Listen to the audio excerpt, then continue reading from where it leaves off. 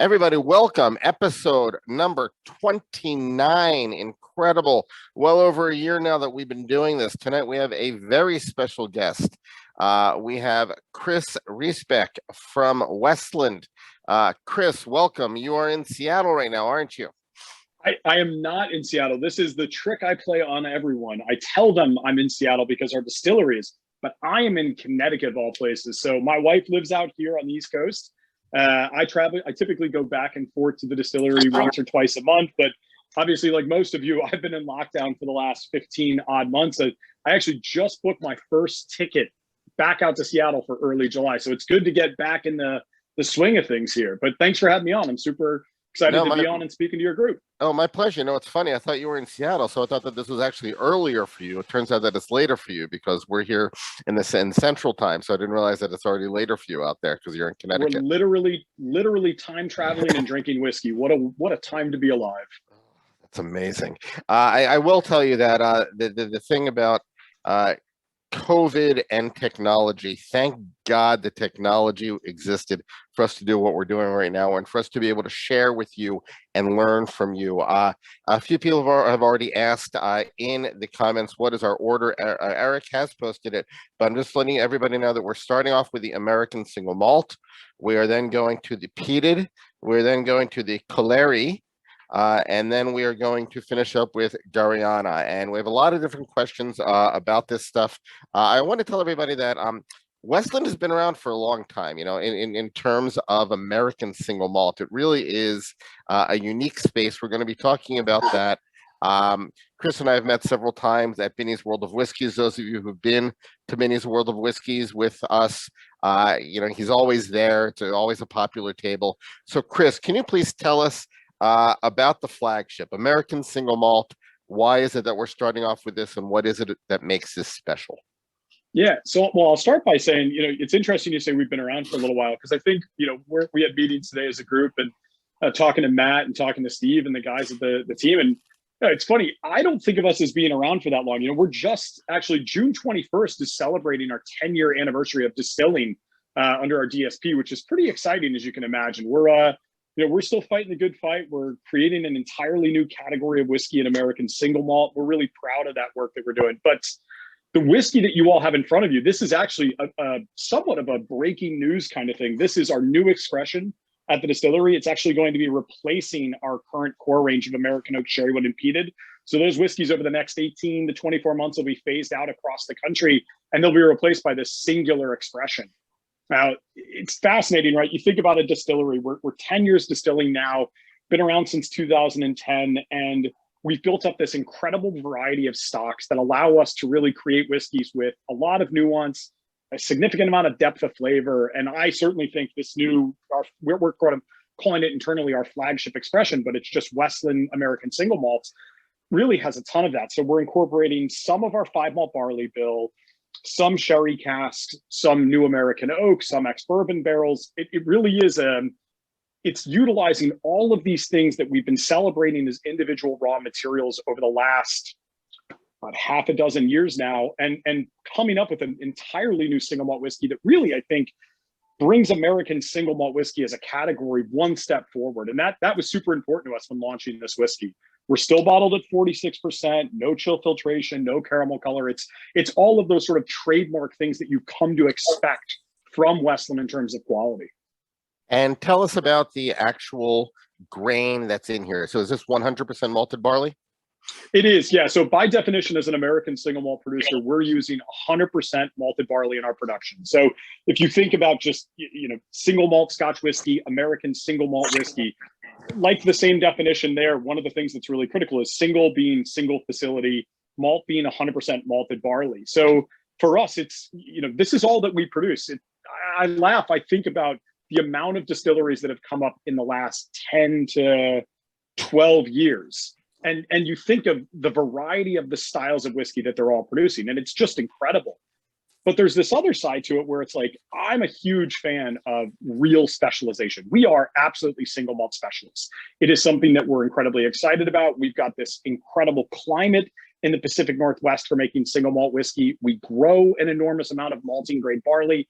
The ability to celebrate that through product by creating a whiskey with a genuine sense of place, and not just sort of having that as like a clever marketing line. It's a real thing. It's a genuine intention with all the whiskey that we produce.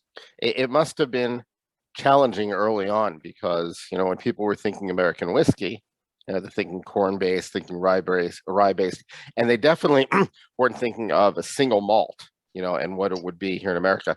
How has the single malt world in America changed over this last decade since you have gotten into it? Yeah, it's grown enormously, I think, is probably the easiest thing to say. So, you know, when we were writing the standard of identity for what American single malt whiskey should be, and we've got that in front of the federal government now with the TTB to trying to get this considered and to written into law in the beverage alcohol manual, but there was a handful of people making American single malt. It was a relatively small part of the industry. But at the same time, what we've seen now is producers recognize, yeah, we could make this. So they're either making it as a tertiary or a line extension. There are still only a handful of distilleries, however, that are exclusively making American single malt. And that's something we're really proud of. So this is part and parcel everything that we do. Got it. So tell us about the grain. Okay. Tell us about where you're getting the grain. I think you said something when you introduced the American single malt that 5 different malted barleys is what you just said? Yeah, so this is, I would say that this is a very telling part of what we do at Westland. So we're not satisfied with just trying to recreate Scotch whiskey in America. We wanted to, and as I said it earlier, create something that has a genuine sense of place. So we're heavily influenced by all of these relevant cultures that exist in the Pacific Northwest, the brewing culture, the winemaking culture, the agriculture of the Northwest. And to bring that together into a single malt whiskey, we recognized that we didn't want to just use two-row pale malt, like frankly, almost everyone else in the industry, whether it's in the US, in Scotland, in Japan, in Australia, really anywhere. We wanted to differentiate ourselves a little bit from that. And obviously we've got this incredible brewing culture in the Northwest.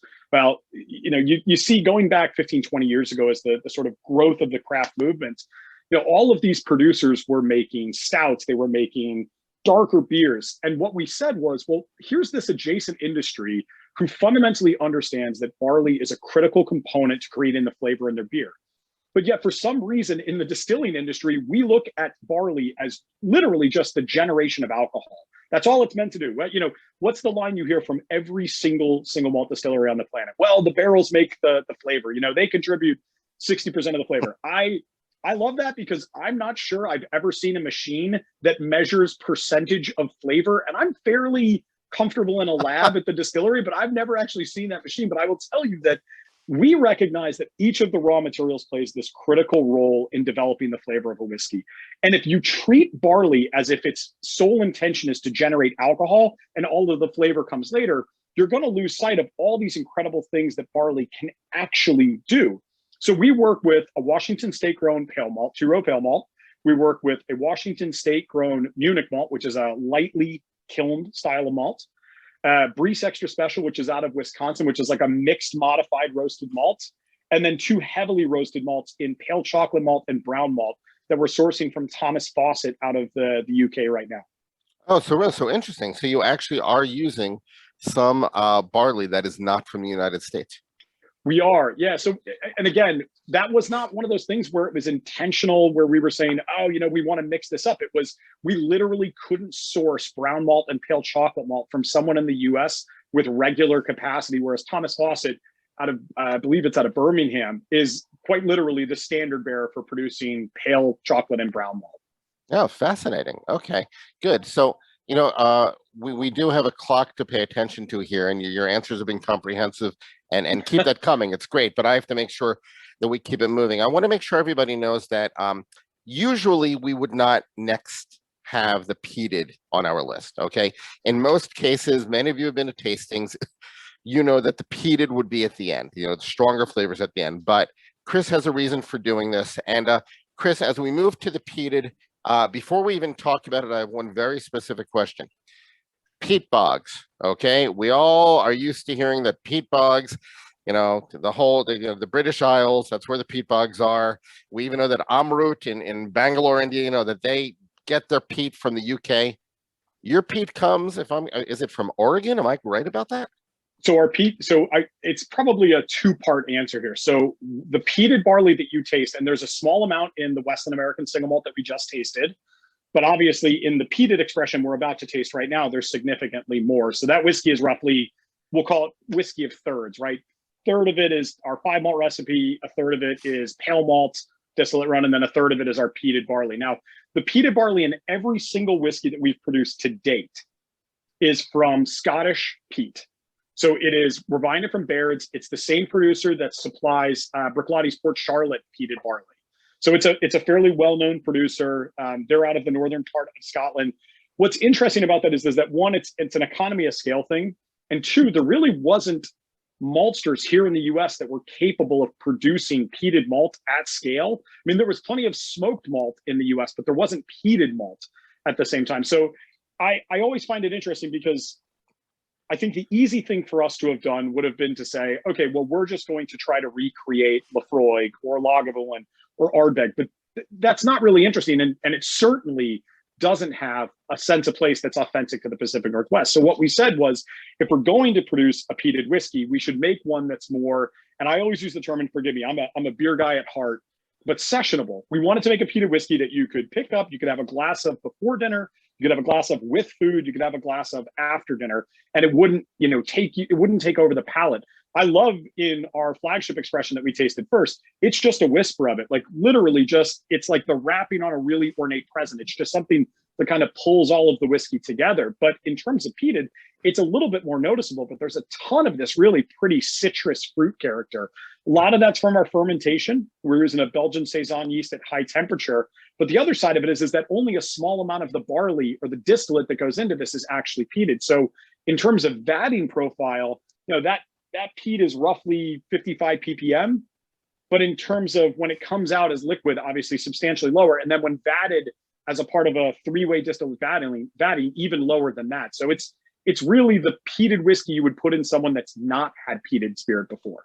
Okay, so I guess I was mistaken then. What have you guys ever made a whiskey with peat from the Northwest United States? I seem to remember that you did that once, didn't you? We have made whiskey. We have not sold that whiskey yet. Got it is slumbering away in Skagit Valley right now, up in Washington State. But the peat bogs that we're working with, they're out of Shelton, Washington, which is about a 2.5 hour drive southwest of the city of Seattle, on the southwestern edge of the Puget Sound. Got it. We're getting a lot of good comments that people really like the balance. It's not too peaty, there's some citrus notes. People are really enjoying this. By the way, it's funny you mentioned that the whole thing about economies of scale with peat. Are you familiar with Kilkeegan? I am. Yeah, I know. Okay. I know them really well. love, They're great people. Right. And I love that he's using mesquite. Okay, that he's smoking, that he's smoking his barley with mesquite from New Mexico. I think it's wonderful because it's available there. It's easy for him to do it. So that's what he can do. This is something that I find really compelling about the American single malt category broadly. And if you give me a second, I'll kind of get into this. But American single malt producers aren't trying to make Scotch in America. We were certainly one of the standard bearers of that. We were really emphatic that we didn't want to do that. But what Colin's doing down in New Mexico, what Jared's doing over in Waco at Balcones, what the team at Virginia is doing, it's really fascinating to see that all of them are trying to put a unique, authentic style to it, one that is representative of their own geography without sort of leaning on that trope of being like, well, we're Scotch in America. No, that's not at all what this category is designed to be. This category is designed to be emphatically American, unique, but representative of a real place. Right. And the thing is that sometimes it does end up tasting like Scotch, but that's not necessarily what the whole purpose was. It's to come up with a good dram. And what's interesting is that you're seeing a lot of the American producers like you, experimenting with different casks, with the sherry casks, with some of the port casks and things like that. And it's interesting how sometimes it tastes like a Highland, but other times it doesn't. It has a very American characteristic to it. So let's talk about the barrels. Okay. What barrels are you using? Where are you sourcing your wood from? What is it that's special about the barrels that you're using? So obviously, just like the rest of the way we treat raw materials, oak is a really important part of the process for us at Westland. Now, when it comes to new American oak, we are working with Independent Stave Company, specifically out of their Missouri cooperage. We buy exclusively air dried oak from them. So no kiln dried oak in our process. We do source a relatively small amount of ex-bourbon barrels as well from the open marketplace. Admittedly, as our production has grown at Westland, our dependency on ex-bourbon is lessening each year. And I would anticipate within the next 3 to 4 years, we will actually no longer be sourcing any ex-bourbon barrels because we just won't have a need for them. Okay. In terms of sherry, we buy from Toneleria del Sur. They're a cooper down in Montilla, Spain. It's the Caballo family. Rafa is one of the most hysterical people I've ever met in the whiskey business. He is just this wonderful spirit of the way that he thinks about wine from that region, the way that he thinks about barrels, and the capacity to create something that's a little bit different from, frankly, what a lot of is coming out of the sherry triangle is. So we buy hogsheads and butts of both Oloroso and Pedro Jimenez from him. We're also buying some pretty unique, we'll call it experimental Spanish fortified wine style cask, which should be for a future project, which is pretty exciting to say the least. But, you know, with all of this stuff, it's the attention to detail. So for American oak, it's the air dried, right? No kiln dried, smaller amount of tannin in that cask. Obviously, the style of spirit we produce being 100% barley has a lot less natural oil than a corn-based spirit or a rye-based spirit. So we don't want a big tannic barrel that's sort of going to overpower that spirit. It's frankly, it's one of the hallmarks of why we can release whiskey at 3, 4, 5 years old at Westland that have a tremendous amount of balance and depth of flavor because the wood tannin's not overpowering them. When we buy our sherry casks, we buy our sherry casks from the producer literally whole. So we're not getting those shipped as breakdowns as hoop and stave and then rebuilt at a cooperage here. They literally get shipped to us with typically a small amount of resinous sherry so they keep shape during the trip. That gets dumped immediately once it gets out to our bottling line, which was in Hoquiam and now moving up to Skagit Valley, and then filled and matured. And what's great about that is all of that really rich sherry character, instead of that ending up on the floor as wood shavings in some cooperage, that's stuff that's going right into your distillate. So you're getting a more complex, more full-bodied whiskey. I was going to ask you about that because you're getting barrels from all these different places. How many of those barrels end up being broken down and rebuilt by you, and how many of them are being actually used as is when you get them? None of them get broken down and rebuilt. Everything comes in as is. So ISC, all the new American oak, obviously comes that way. Sherry the same way. Got it. So let's talk that, you know, I'm trying to review some of the questions here. There's one good question that I like here from Ariel Eisenberg that's relevant to this. So why new American oak rather than ex-bourbon casks? Is it because of the name American single malt? You know, does it have to do with how it's characterized? You know, why are you using the new as opposed to the ex-bourbon? Yeah, it's interesting. So I think part of it is that there's an element of it that's profile, right? It contributes something, that vanilla, that custard, that coconut cake element. I always describe, especially new American oak and the Cooper's Reserve that we get is 24-month air dried with light char, like a #1 char, but a really heavy toast. You know, that gives you this really beautiful, like baking spice, you know, vanilla, nutmeg, cloves, cinnamon. You know, those are great flavors to balance out the bitterness that exists in roasted malt. If we produced a whiskey of 5 malt with just exclusively ex-bourbon, those bitter elements that exist in roasted malt, in particular in the brown malt and the pale chocolate malt, would probably overtake just about everything else in the palate. But by having a fairly large barrel character, right, in that air-dried new American oak, it balances out some of those flavors and ensures that you're getting something that has also, it's really sort of important to the mouthfeel of the whiskey. You know, we want something that has a little bit of grip to it, that provides some richness on the palate. If you're using exclusively ex-bourbon, a lot of that oil, a lot of that richness of the cask has already been exhausted. If you're going to balance something or mature something for a very long time, then maybe there's an argument to be doing that. But again, the profile of Westland is designed to be sort of, we'll call it house profile consistent, you know, in that 4 to 5 year old age statement range. Well, I've got to tell you that this peated from the comments has been very, very popular. By the way, is this peated similar to the peated that has been released by you before? You know, how have things changed with the peated over the years? So peated's always been the same, relatively speaking, aside from first peated. But that, if memory serves correct, that was a Washington State release. You wouldn't see that. But I am seeing in the comments people asking about Peat Week. Peat Week's a different animal altogether. So Peat Week is a once-a-year celebration. It's kind of rotated in terms of when it's taken place, but it typically takes place in January. For that release, it's 100% peated distillate. So obviously in this peated that we're tasting as part of the core range, or what was our core range, that whiskey is only a portion of it is peated distillate. Whereas in Peat Week, all of the barrels that get selected for that are 100% heavily peated. They're all Bairds. We've not yet released any of that Washington State peated barley yet, or peated, I should say, peated cask opportunity. So that's coming. Our intention is to release that whiskey. Fingers crossed, I tell people all the time, but we're hoping for between 2023 and 2024. And that'll actually take part as part of the Outpost range, which is what Calere and Garyana are a part of now. And it'll be titled under the whiskey Solum. And that's actually a very good transition. So what is the Outpost range? Well, what do you mean by Outpost range? And we are now moving on to number 3, Calere. And I want to point out to everybody that Calere is hitting the marketplace as we speak. Over the next few weeks, it's going to start hitting a lot of places. So tell us about Calere, because I know that this is new, and this is also a step up in price from the first two, from the American single malt and the peated. Tell us about the Outpost range, and specifically Calere. Yeah, so Calere is part of the Outpost range, as you mentioned. This is the very first edition of what we've ever produced.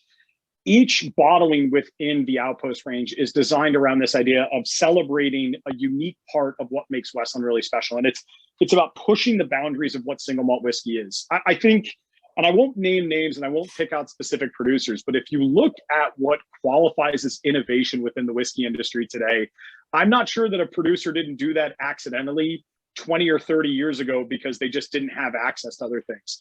What we're doing within the whiskey industry right now, I would argue, is genuine innovation. It's utilizing unique varietals of barley from a specific geographic region in obviously our Calere releases. It's utilizing an entirely new species of oak with Garyana in respect to our Garyana releases. It's, you know, these are the sort of things that I think qualifies as real innovation within the industry.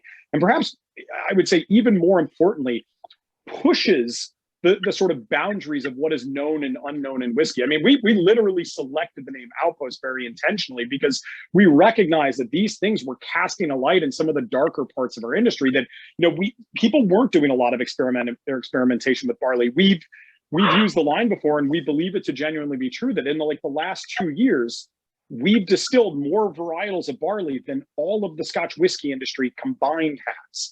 So this is the Wait, can you repeat that line? Hold on, I want to make sure I heard that. Please repeat that line a little bit more slowly.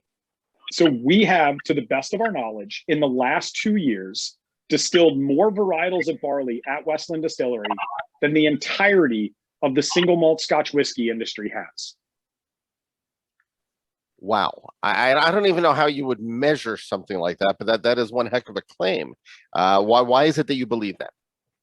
We believe that because the reality is that the overarching emphasis of what most producers think about barley is, again, the point I made earlier, which is barley's designed to create alcohol, barrels and time create flavor. I don't know what more I can say other than that is just fundamentally untrue. Again, and going back to the brewing culture, go to any brewer that's worth their salt and ask them if barley is just there to make alcohol or does it make flavor? And they're going to tell you, well, obviously it makes flavor, or we wouldn't spend so much time in recipe creation. And we're taking that same approach to single malt whiskey, where we want people to get excited about the possibilities that exist in American single malt whiskey. The best way to do that is to encourage them to experience completely new experiences within this space. And the we're getting a lot of great we're getting a lot of great comments about the sweetness, the fruit notes, the vanilla. Tell us about how long this was aged and what it was aged in, and also people want to know what the price point is.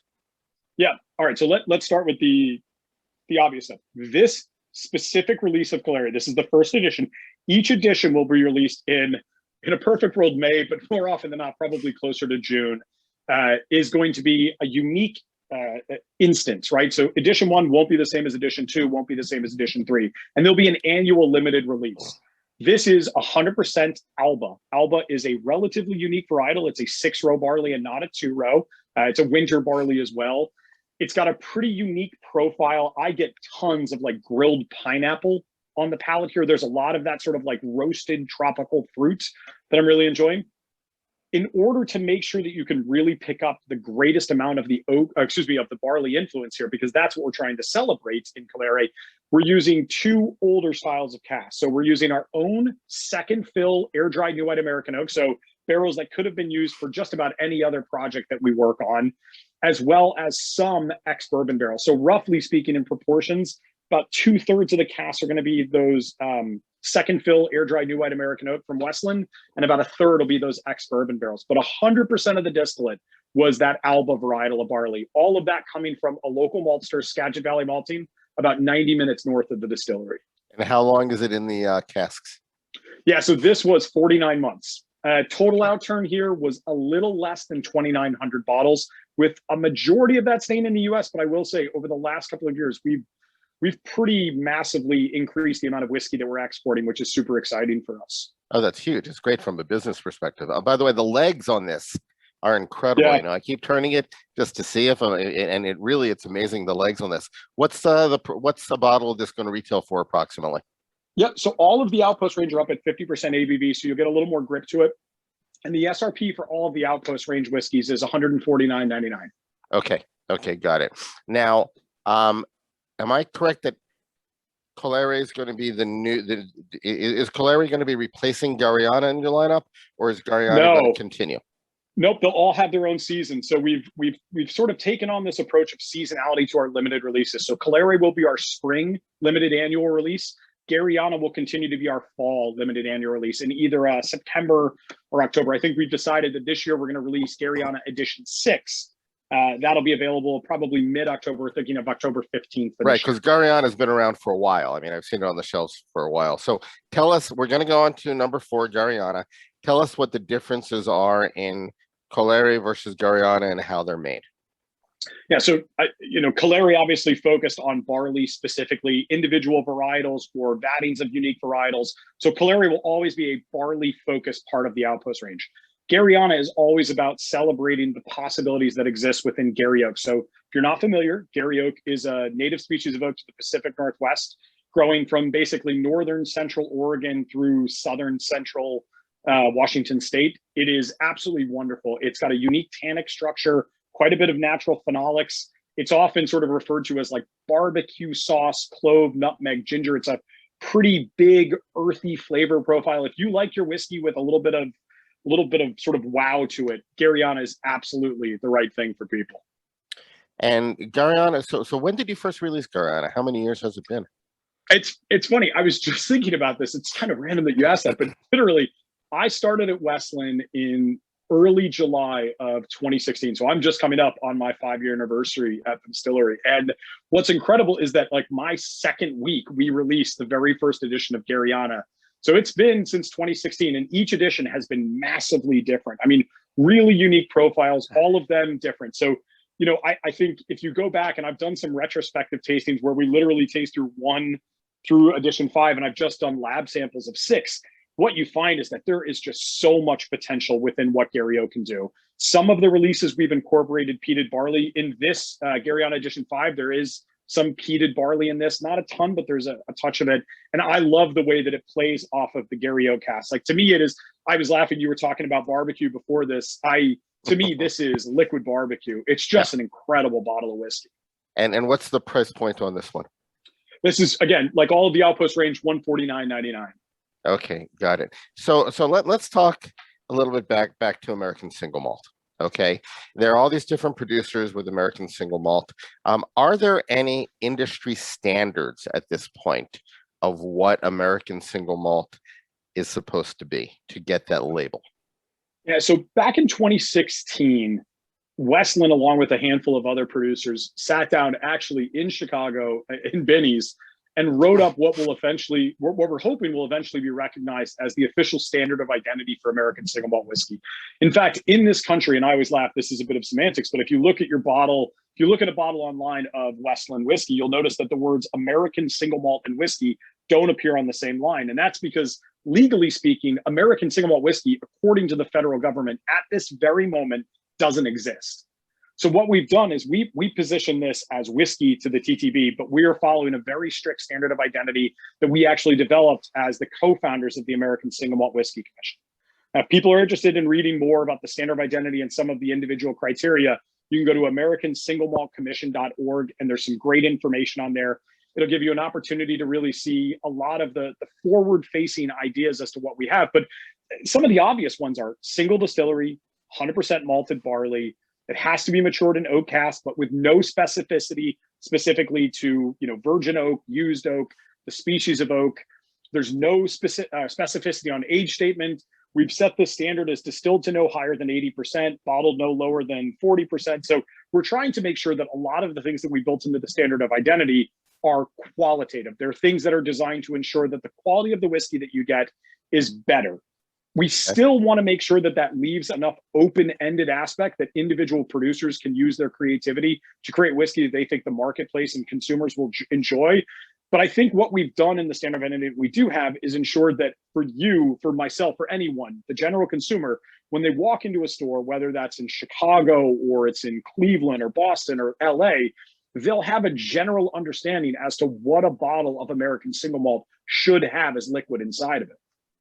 It's funny that you gave such a detailed answer there, because I asked the same question of Paul Hletko, okay, whom I know is very much involved in that. And Paul's a cynic. He's very cynical about many things, and it's funny because he says that he's not so sure what it actually means in the marketplace. He's not so sure what the standards really are and what they should be.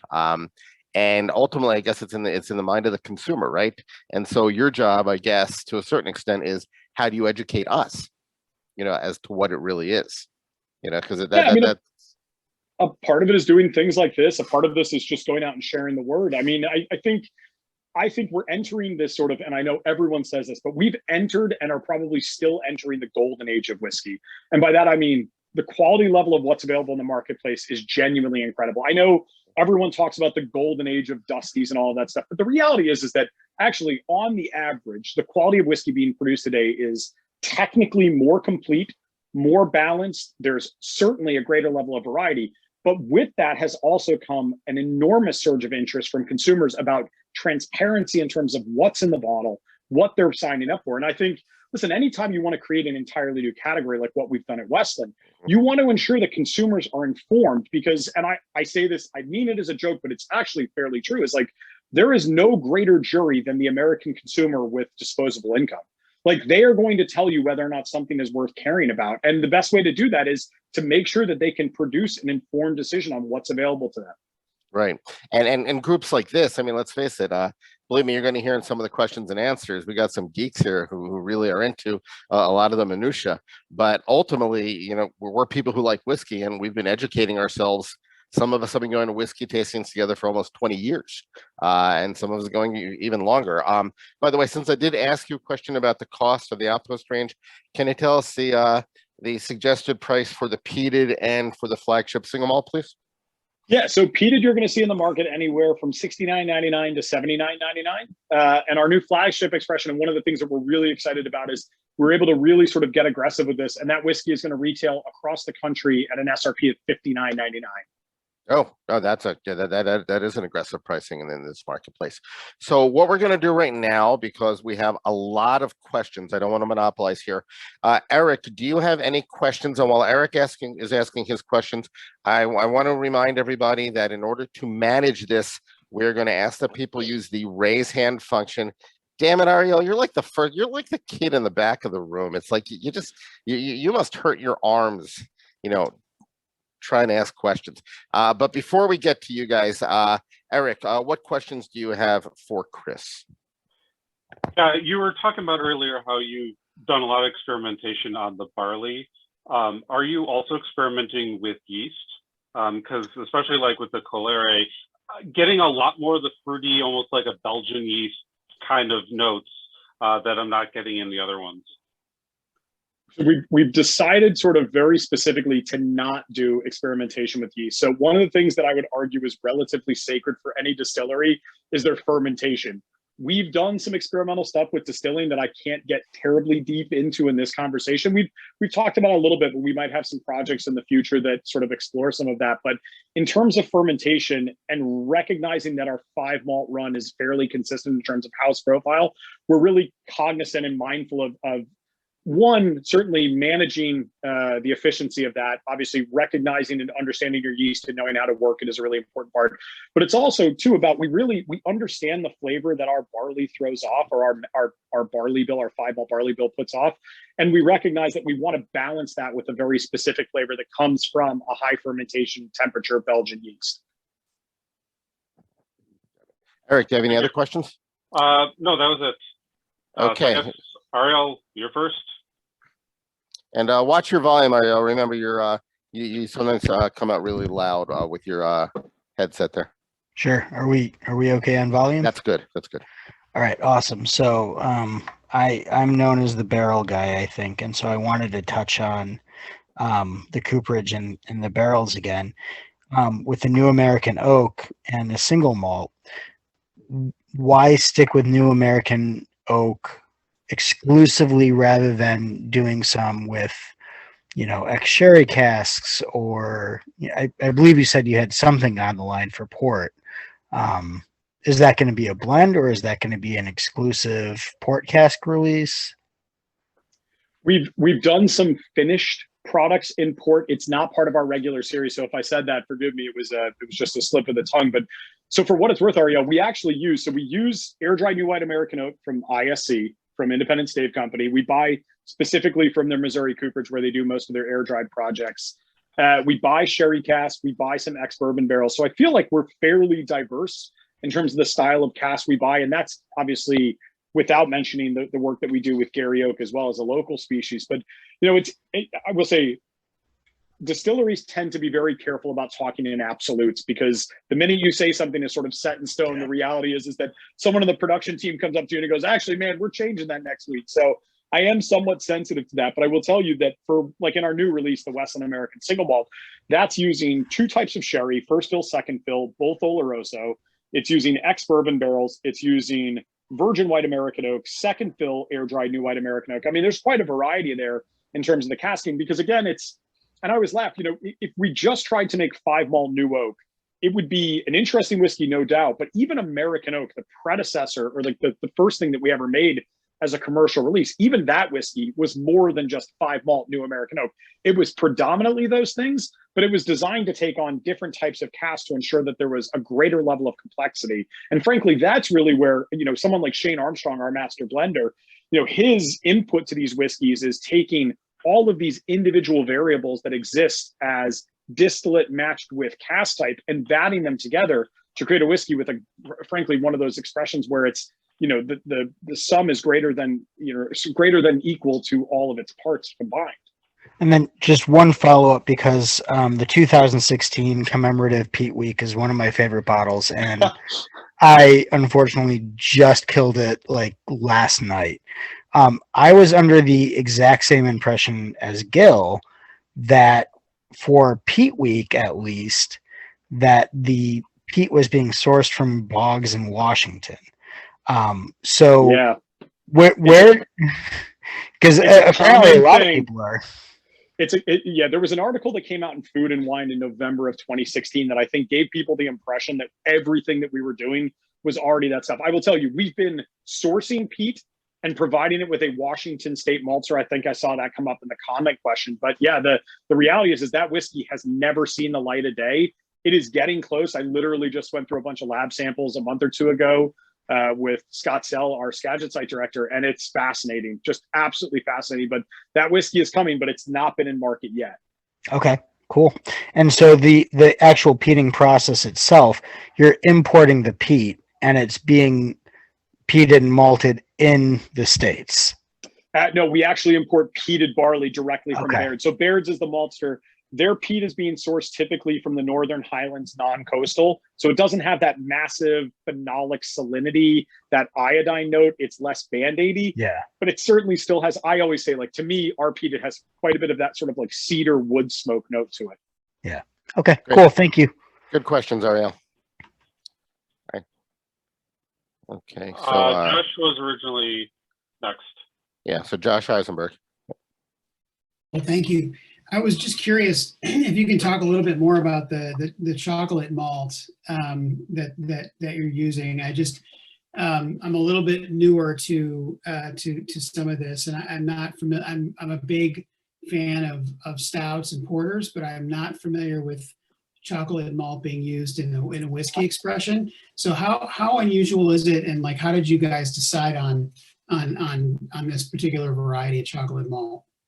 Yeah, so this comes back to the early Westland days, actually before it becoming named Westland. This is obviously back when Matt was really just doing more experimental R&D. But the idea is that you've got this, and I kind of alluded to this, but you've got this adjacent industry in brewing that fundamentally respects barley in a way that, frankly, the distilling industry doesn't. The distilling industry looks at barley as a part of a math problem, right? It's algebra. They go X plus Y plus Z equals whiskey, where X is distillate, Y is time, and Z is barrel flavor. And that's the thing that makes whiskey for them. And I think if you look at the focus of Westland from day one, it's always been on how can we talk critically and excited about the importance of raw materials. So when it comes to something like chocolate malt, you realize that, like, well, you're not going to get any color from it because obviously when you run distillate, the distillate runs clear. But what it can do is produce that flavor. I've made the equation to people and I've tried to explain it. And I think this group will get it more than maybe, I wonder sometimes if groups that are relatively new to whiskey, this is sort of lost on them. But occasionally you'll hear people talk about distillation as if it's entirely new flavors created.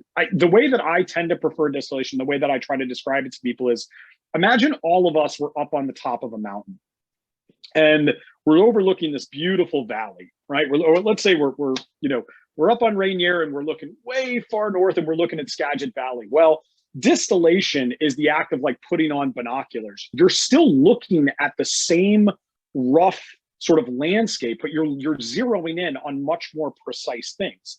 Now, distillation can only work with the flavors that exist within the mash, within the wash, within the eventual spirit. You're not just going to create these entirely new things. Now, yes, you can transform some flavors, but the general profile needs to be here. So like if you taste something like our Westland American Single Malt, our new flagship expression, and you go through that and you go, oh man, there's this beautiful chocolate, this beautiful coffee note.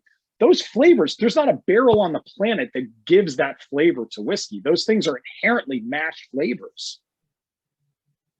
Now, why? I mean, and I'm not going to listen. I'll try to say this as a way to promote Westland and not pick on other producers in the industry. But really, the reason that no one else uses this stuff is it's expensive. And people are much more concerned with managing cost than making great whiskey, fundamentally.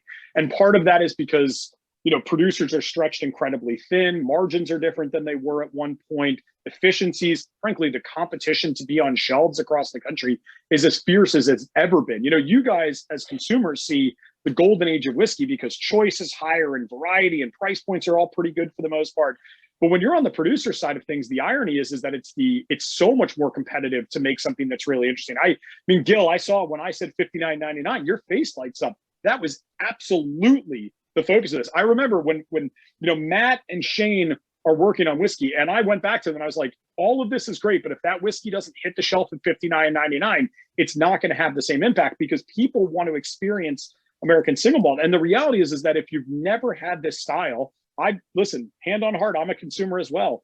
I recognize that if things are $60, $70, $80, or $70, $80, $90, and you're not familiar with what it is, you might be less inclined to pick up a bottle. But at $59.99, and you look at what the prices happened on the bourbon and rye shelf at this point, that's right in the middle of the pack. I mean, I do more pricing analysis than anyone could probably fathom. And what I found was that the average price of a bottle of single malt, regardless of where it comes from in this country, is roughly $55 a bottle. That is the entry level price. So this is the idea was we said, well, if we want to be single malt and we want to be recognized as that type and competitive against those producers, we should be able to produce something for a consumer that is going to be familiar. And familiarity in terms of price point is a really critical part of putting out new releases. Well, one thing, Chris, I have to mention is that, you and I and our common friend Brett Pantani. I mean, Brett was the person who introduced many of us to Westland. We have an annual tasting with Brett. We've been having this annual tasting, I think, for 18 years, and he introduced us to Westland several years ago. And also Todd Coe, who's going to be answering one of the questions up here soon. He and I host a tasting every year for a homeless shelter for one of their fundraisers, and we've had Westland there too. So it's again, Brett helped us with the selection, and so he's a big fan. And Brett is not a fan of people who don't understand retailing. Brett understands how the shelves work and how to sell. So that's a good sign for you. So let's go on to Michael Nolan and his question now, please. Sorry, I had to finally unmute. Chris, first off, thank you very much for tonight and for providing us the samples. As always, I really enjoyed tasting through Westland. Have for a long time. I've got really two questions, but one I'll save for later. Earlier, you were talking about barley, and you mentioned 2-row barley. Can you explain to everyone the difference between a 2-row barley and a 6-row barley? Just yeah, a grasp on that. Absolutely. So I can talk a little bit about that. So if you're thinking about it in terms of flavor, it's more specific to the varietal. But the difference between 2-row and 6-row, and it's why you more commonly see 6-row used in the brewing industry, whereas 2-row used more in the distilling industry, is that 2-row, if you think of the two things that barley can provide for you, one is starch and one is protein, right? You want starch. Starch makes alcohol. Protein tends to make more mouthfeel, not something obviously nearly as critical for distillery, because when you distill it, all of that's destroyed. But in terms of 2-row, so much more starch, much less protein. In 6-row, that's inverted. So way more protein, way less starch. So obviously you need quite a bit more of it in order to produce something at, relatively speaking, the same gravity in the fermenters. What's kind of fascinating about 6-row and 2-row, and it's something that I think we're hoping with the Calere series to really get people to experience, is the level of variety that exists, not only in the types of different barleys that we can work with as a varietal, but then we've talked about this already at Westland, but what if we find a varietal of barley that is unique to the Skagit Valley, right? Something that'll grow well in this cold, wet climate of the Pacific Northwest. When we think about barley from the Northwest, it tends to be from Eastern Washington on the east side of the Cascades. That's all high desert. It is perfect, big agricultural farms, 10, 15,000 acre farms. You get out to Skagit Valley, the stuff that we're growing that goes into the Calere project right now, these farms are substantially smaller. Most of them engage in rotational farming, so they don't plant the same thing year after year. So they're constantly planting different crops on a cycle to ensure that the soil can have a variety of different nutrients coming into it. And the amount of time it takes for a varietal to go through what we'll call the test system via Washington State University's bread lab, of which we're now fully funding a PhD student to do some of this public research, it takes 5, 6, 7 years to get that stuff into a commercial farm and into a maltster and at the distillery. And then obviously 3 or 4 years of maturing that same stock. So there is a long process to get that in. But if you're, and I realize I'm saying all this without talking about the physical differences, the physical difference between 2-row and 6-row, it's probably fairly apparent. But in 2-row, obviously it's 2 rows coming off of the center spikelet. In 6-row, it's 3 sort of opposing sets of 2 on different parts of it. So obviously 6, we'll call them kernels versus 2 in a singular row. And I'm surprised you didn't mention the farm that you guys have now bought and are using to plant or starting to plant new varietals and to experiment with. So I have to be really careful. We've not bought a farm, to be clear. We've bought a site that we've put, we've built a few rack houses on for our long-term maturation. And in fact, we are going to be growing a very small amount of estate barley on it. But it will be, to be clear, it wouldn't be enough for us to even produce a bottling the size of Calere as it is right now. So I'm not to say that it's purely aesthetics. Obviously, it's something that we'll use and we're really excited about it. We're actually working with the local farmer to work the land for us because there is certainly no one at Westland qualified to run a farm at this point. But it is an exciting proposition for what we're doing. I think, we look at the Skagit Valley as this really sort of cultural hub for what we want to do. There's a lot of promise there in terms of the agricultural systems. The work that we're doing with Dr. Steve Jones at the Bread Lab, the work that we're doing with Skagit Valley Malting, the ability to have all of our casks in a singular place now instead of Hoquiam where they were historically. This is all really exciting stuff for us. Oh, Great. come on. I no. want to see a picture of you on a tractor out there. No, it's all. There's a picture somewhere of me looking like a real hayseed with, like, rubbing barley through my hands, like the classic.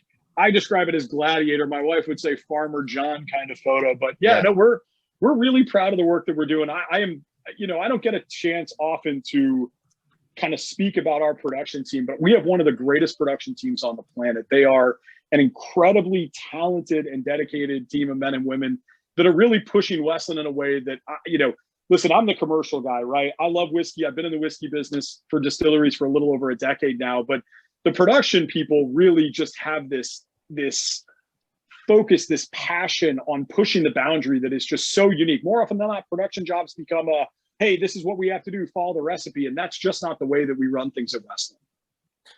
Okay, so I'd like us to go on to Todd Coe with the next question, please. Thanks, Kilt. So I find it interesting as I go through a lot of these interviews with distilleries, like checking out the website and trying to figure out what's really important to that distiller. And one of the things I'm really curious about on your website is the level of detail around that transparency that you've talked about. I see a page here with everything from the temperature of your strike water to the construction of your fermenter. And like, I'm nerding out on this, but I contrast that to distilleries that are, making bourbons and things where they're reluctant to even divulge their mash bill. And I'm curious why that level of detail is important to Westland and what that says about what you're trying to do with American Single Malt. That's a great question. That's like one of the more thoughtful questions I've gotten in a long time. I'll start by saying this. The reality is that the distilling industry is not for the faint of heart or the light of wallet.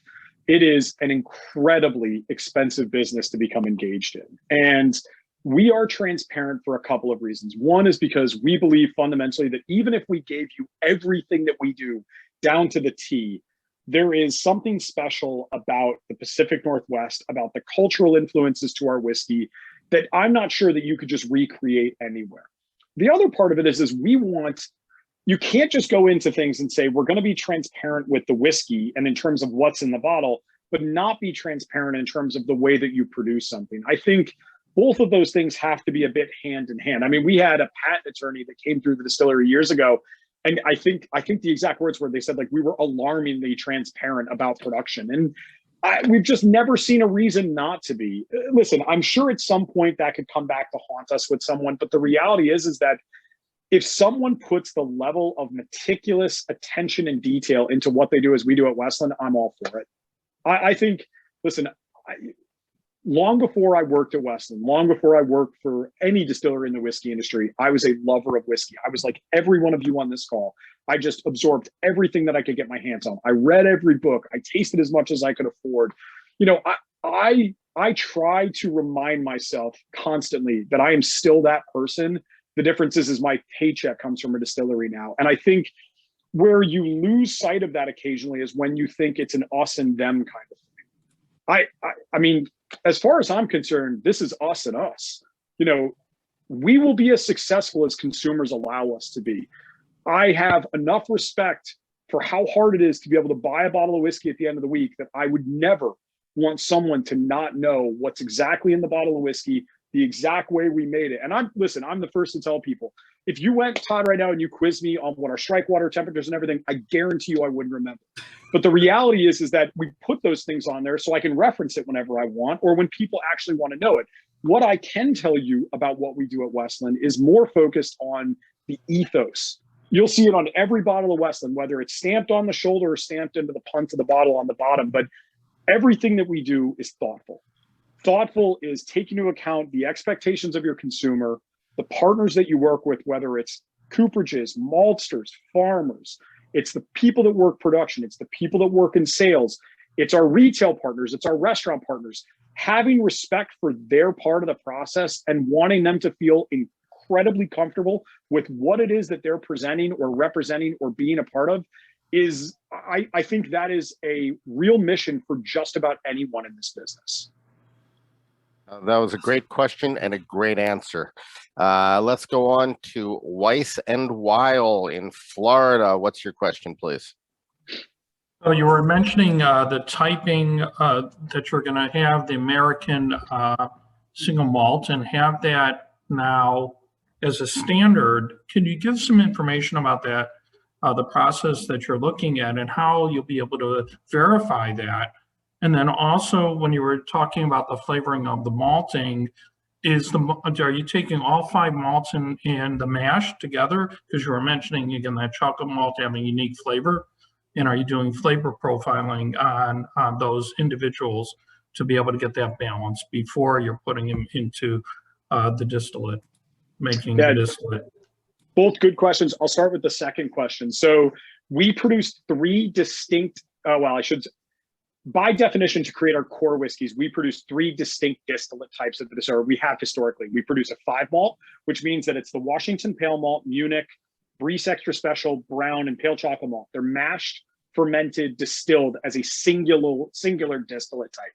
We then produce a Washington State Pale Malt only distillate, along with historically a 100% Scottish peated distillate exclusively. Now, actually, and this is sort of a breaking news thing, but we are no longer making any of our Scottish peated distillate. We're no longer buying Scottish peated malt from Baird's Malting because the peated project is going to be going away, and we are getting, frankly, significantly closer to the release of what will become Solum, our Washington State peated project, in the next 2 or 3 years. Our intention is to rotate that over. I don't think, and obviously don't hold me to this, but we've had conversations. I don't believe we will be releasing a lower entry-level peated whiskey with the Washington State peat. Frankly, the economics of it don't work terribly well. It works fine for the part of the Outpost range at $149.99, but to do something at the range, the price that we're doing our Scottish peated under the Westland core range peated whiskey at $79.99 would be almost impossible. And in terms of the first part of the question, it's a process. We were under the impression that you could go to the TTB and you tell them something and they would be like, oh, well, this is a rule and regulation. Of course, we want to add this to the beverage alcohol manual. But it turns out they don't update that booklet terribly often. I mean, we've just seen in the last 2 or 3 years, last year, they've just made this addition or amendment to the beverage alcohol manual. You can now bottle things in 700 mLs or other sizes. And you'll start seeing significant amounts of that. In fact, we're going to be doing that at Westland because the glass savings in buying singular style of glass in 700 milliliter format versus 750s for the US and 700s for all of export. That's a big deal for a small distillery like us. But what's fascinating is that, we bring this to them and they say, well, you've got to, get a certain amount of signatures and you've got to go into a comment period and then people can ask questions. And man, it's always hysterical to see what types of questions people ask, because you can tell they've spent exactly 0 minutes of research. Because if you literally go to the commission website, I think it's AmericanSingleMaltWhiskeyCommission.org, all of this information is so transparently and clearly blocked out on the front of it. It's again, we're trying to make this as easy as possible for people to understand what's in a bottle of whiskey. I can't recall if it was Gil asked the question, we were talking about it, but someone had mentioned or alluded to this idea that, some producers won't even tell you their mash bill or their what they're working with right now. Like, I personally, as a fan of whiskey, I think that's absurd. I think the reality is that you know what you need to do. The barrier to entry is so absurdly high at this point, people aren't going to do that. So there's this benefit to just telling people everything and allowing them to decide what's important, what's not important.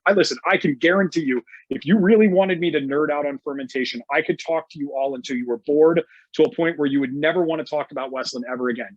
But the reality is that might not be critical to all of you. Listen, that wouldn't happen with this group, Chris. That wouldn't happen with this group. I guarantee you that there are at least half a dozen people on here who could speak with you about this for the rest of the night. Okay, and I'm down. This group is a little unique. I was going to say, I can set that attenuation. I'll set that up as a separate recording. we can do a whole podcast on attenuation and degrees Lintner and conversion rates. I'm down. I'm 100% excited to talk about those things. I will tell you that this, people are going to then ask me to set that up. But out of respect for everybody's time, we do have one more person who has a question to ask, Paul Barrett, and then I'm going to sum it up. So let's go on to Paul.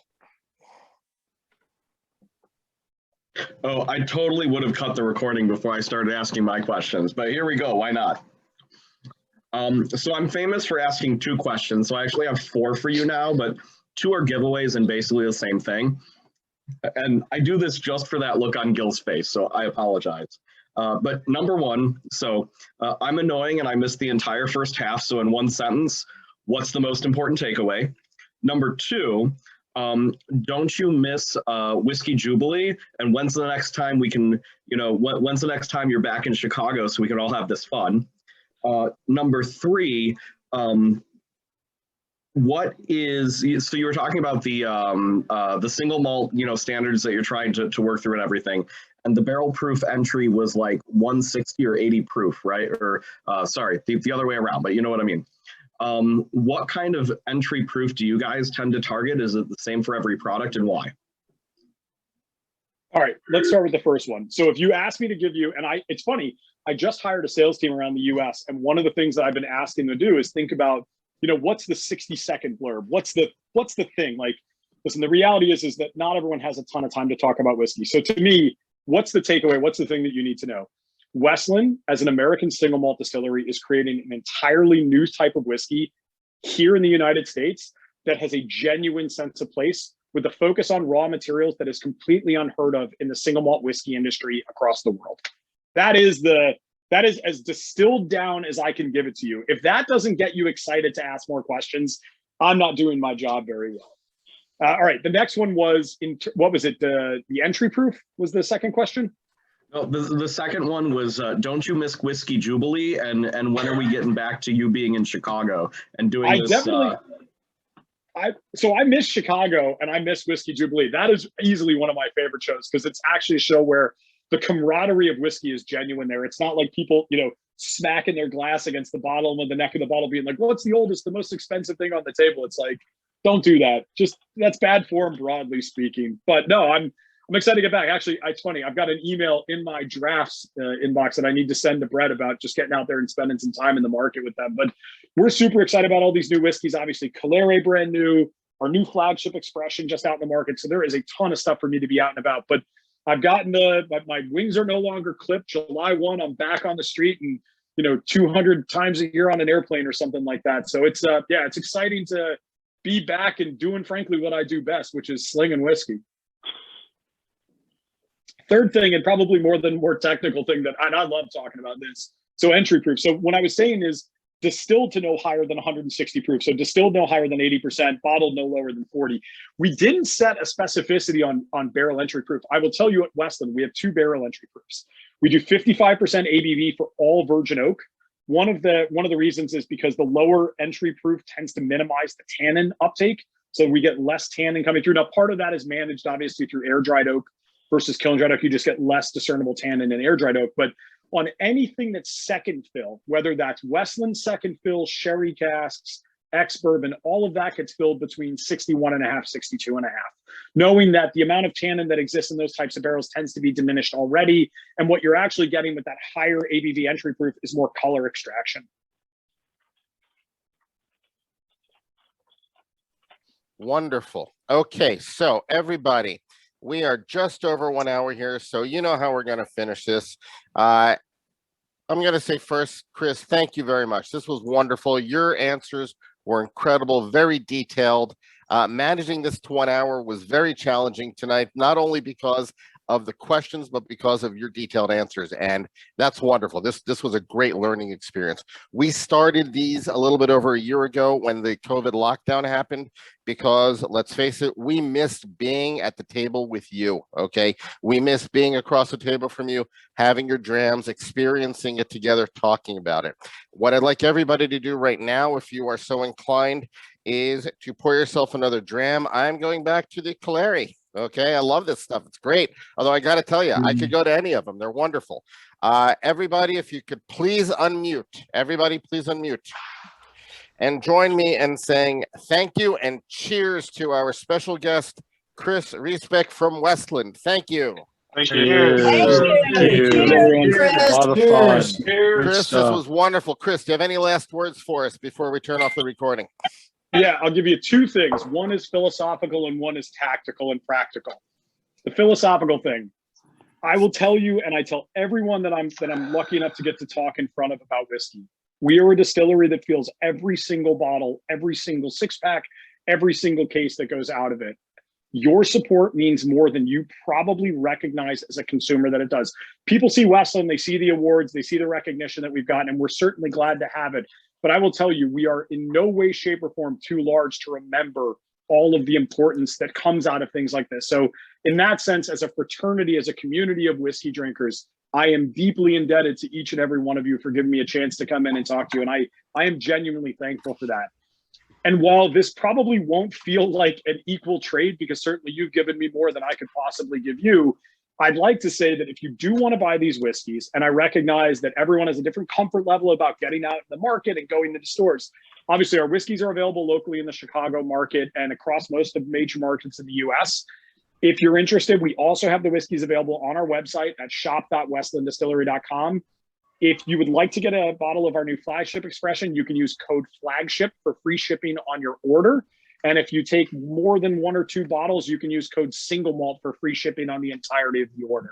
I know that seems like can you repeat that? I want you to repeat the URL and also the codes, just so that people can hear that again, please. So if you go on to shop.westlanddistillery.com or just go to Westland Distillery and click on the shop icon in the, I think, top right. If you click on other 48 states, because obviously we differentiate our Washington state business and all other markets, you can use code FLAGSHIP when buying a bottle of our new flagship expression that we tasted tonight for free shipping anywhere in the United States. And if you purchase more than 1 bottle, you can use code single malt for free shipping on the entirety of your order, regardless of what you purchase. Okay, wonderful. And on that note, again, thank you very much, Eric.